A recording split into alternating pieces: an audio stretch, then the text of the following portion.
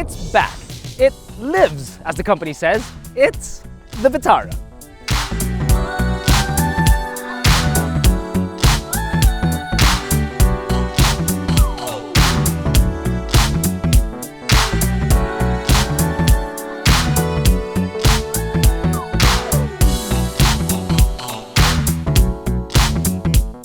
Now, some time ago, we went on a quick trip to Thunderbird La Union with a large number of motoring media friends to introduce this, the new Suzuki Vitara. On that drive, we were able to get a few quick points, such as the engine size and the dimensions of the car. Well now, why don't we jump right back in and continue where we left off? The Vitara is neither snazzy or flashy. No, it's not like it's dressed in a Dolce & Gabbana suit running around in Yeezys. No, nothing like that. But it's well groomed is what it is.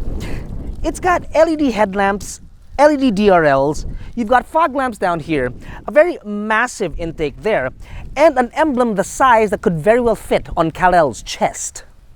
Now, the GL and the GL Plus both come with solid colors. The GLX, like what we have here, comes in two-tone.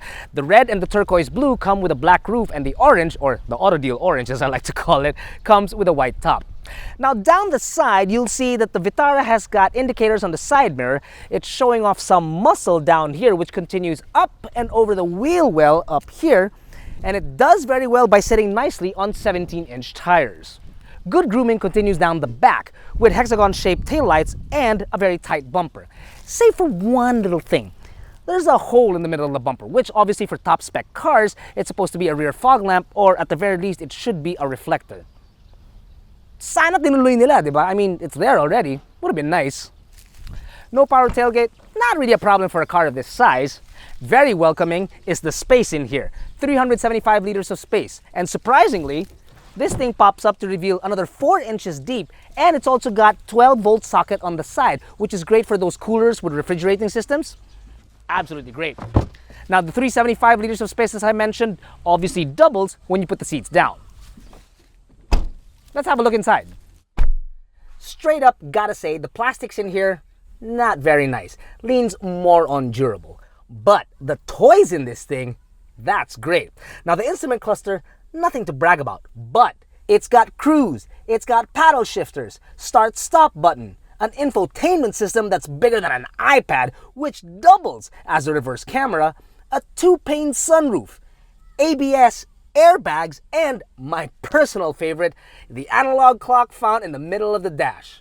It's just so cute, and you would definitely not expect it to be in this car. Now here in the back, sadly, there are no toys for the rear passengers. No air vents, no charging ports, no center armrest, no cup holders, just basically bottle holders at the side of the doors.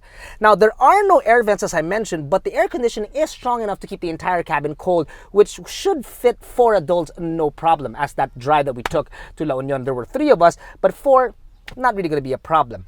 What might be a problem to some though is that, see, the dual pane sunroof does not come with a solid cover. It comes with more of this mesh that you see here. So there is still a lot of light that come in, and that really could be a deal breaker to some.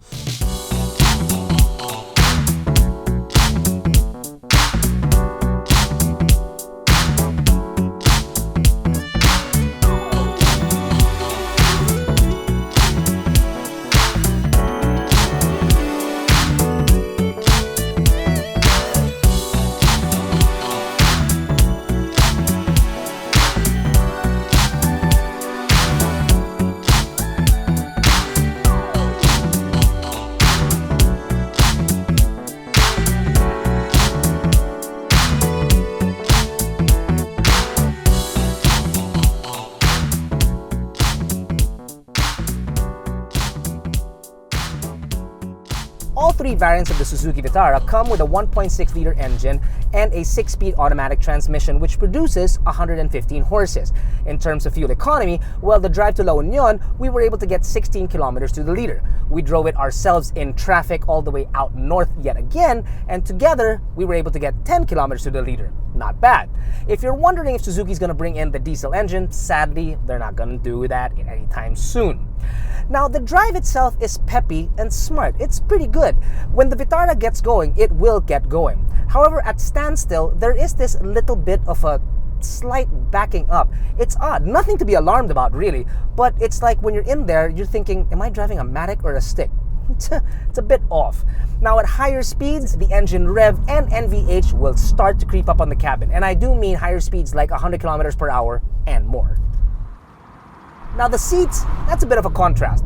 No lumbar support, but that's besides the point. What I'm trying to get at is when you first enter the car, the first thing that you'll notice is the plastics that are all over the dash. And you're thinking, durable, right? Great. But the seats have suede. Now you put water on the dashboard, no problem whatsoever. Wipe that stuff off. You put water on suede, oh boy, that's a big problem right there. However, the suede does come into play on turns because of the slight body roll. That suede will keep your butt in place. It's 500 millimeters shorter than the previous model, and it's got 185 millimeters of ground clearance. So you can basically liken this thing to an HRV or the Juke, which is perfect for those with an active lifestyle because this thing, well, I liken it to a car that can immediately get out of the city and bring 3 of your best friends along.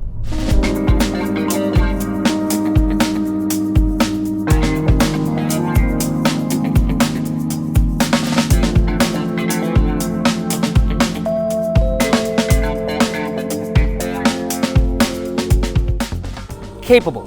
Not exactly posh, but it is definitely functional. Whilst there are points against the Vitara, you've got to admit that they are outweighed by the points for the Vitara. And the price, that's the kicker. See, this GLX comes in at 1,098,000 Philippine pesos. Now that price gets you a well-groomed, compact crossover with a lot of toys inside. So I'm guessing you're kind of out of excuses.